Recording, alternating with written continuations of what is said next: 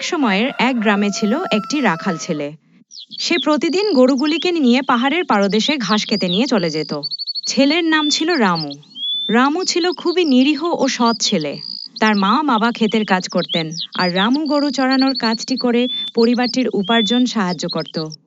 একদিন রামু গরুগুলিকে নিয়ে পাহাড়ে চড়াতে যায়। গরুগুলো খেতেও লাগলো এবং রামু আশেপাশে বসে পড়ে।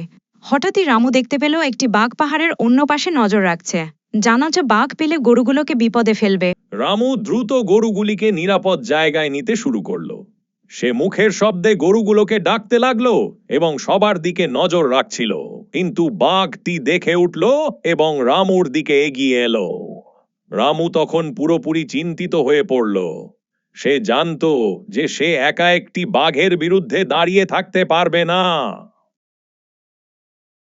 তাকেই একটি চতুর পরিকল্পনা করতে হলো।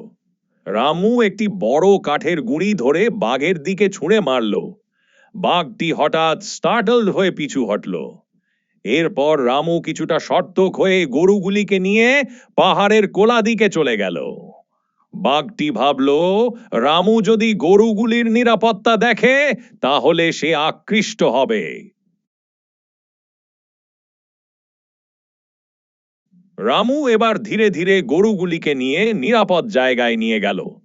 সে জানতো বাঘটির জন্য তাকে খুব সতর্ক থাকতে হবে। কিছুক্ষণ পর রামু তার গরুগুলিকে নিয়েও বাড়ির দিকে চলে আসলো। বাড়িতে ফিরে এসে সে তার বাবা মায়ের কাছে ঘটনাটি বলল। তারা রামুর সাহসিকতায় গর্বিত হলেন। এভাবেই রামুর সাহস ও বুদ্ধিমত্তার ফলে সে তার গরুগুলিকে বাঘের হাত থেকে রক্ষা করতে সফল হলো। গ্রামে সবার মধ্যে রামুর প্রসঙ্গ ছড়িয়ে পড়ল এবং সবাই তার সাহসিকতার প্রশংসা করতে লাগলো।